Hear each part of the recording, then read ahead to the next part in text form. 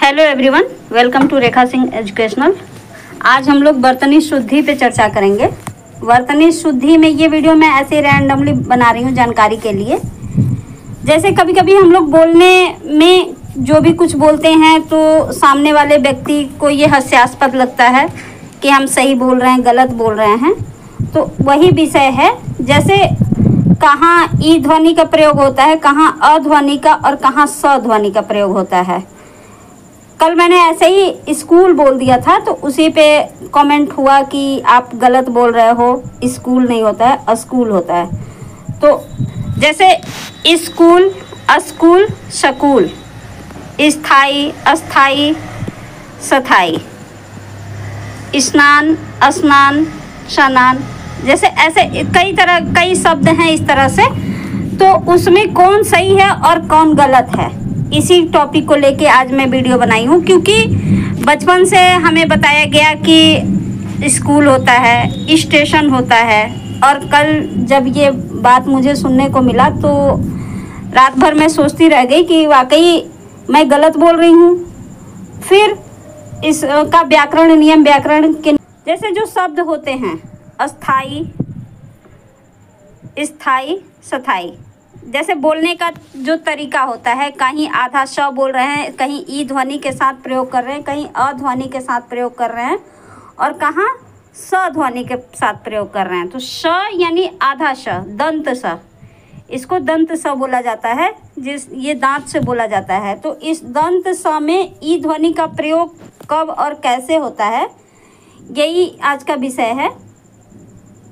तो जैसे स्थाई, स्नान, स्कूल, स्टेशन, स्मारक, स्केल, स्तुति, स्फूर्ति, इन सब में स से पहले ई ध्वनि का प्रयोग होता है। अब इसका कारण क्या है?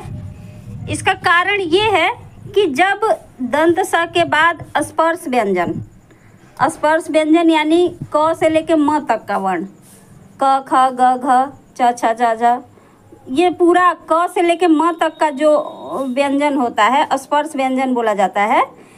तो आधे स के बाद जब स्पर्श व्यंजन आता है तब स से पहले ई ध्वनि का प्रयोग होता है। तो हमारा सही बोलचाल की भाषा में बोलने में सही शब्द का है स्थाई, स्नान, स्नान नहीं, स्नान, स्कूल, स्टेशन, स्मारक, स्केल, स्तुति, स्फूर्ति। यानी जब भी आधे स के बाद स्पर्श व्यंजन का कोई भी शब्द आए तो स से पहले ई ध्वनि का प्रयोग होता है। अध्वनि का व्याकरण के नियम के अनुसार अध्वनि का कहीं प्रयोग नहीं होता है। ये हम लोग अपनी सुविधा के अनुसार बोल लेते हैं, लेकिन अध्वनि का प्रयोग कहीं नहीं होता है। और जैसे जब फिर और एक दूसरा नियम है, जब दंत स, आधे दंत स के बाद अंतस्थ व्यंजन और ऊष्म व्यंजन, अंतस्थ यानी य, र, ल, व, अंतस्थ व्यंजन बोले जाते हैं, और ऊष्म व्यंजन यानी श, श, श, ह, तालव्य स, मूर्धन्य स, दंत स और ह, ये वर्ण हो तो स से पहले किसी ध्वनि का प्रयोग नहीं होता है। इसका मेन पॉइंट यही होता है कि ई ध्वनि का प्रयोग कहाँ होता है, कहाँ नहीं होता है। तो इसमें इन सारे शब्दों में जो मैंने पहले बताया, पहले नंबर पे जो शब्द है उसमें ई ध्वनि का प्रयोग करके ही शब्द का प्रयोग होता है। और जो इसके बाद है दूसरे नंबर पे, जैसे स्वयं, अब यहाँ ई ध्वनि का प्रयोग नहीं होगा। स्लेट, स्वागत, स्वयंवर, स्वदेश, स्वार्थ, स्वामी, जैसे जो भी य, र, ल, व, श, श, ह, ये सारे जो वर्ण हैं जो आधे स के बाद आएंगे तो इनके साथ ई ध्वनि का प्रयोग नहीं होगा।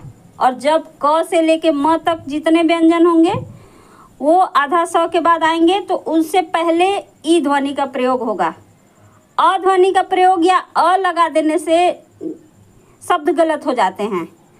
तो इस तरह से ये छोटा सा टॉपिक था। अगर आपको पसंद आए तो वीडियो को लाइक, शेयर, सब्सक्राइब करें, चैनल को सब्सक्राइब करें और दोस्तों में भी फॉरवर्ड करें। ये छोटी सी जानकारी थी। धन्यवाद।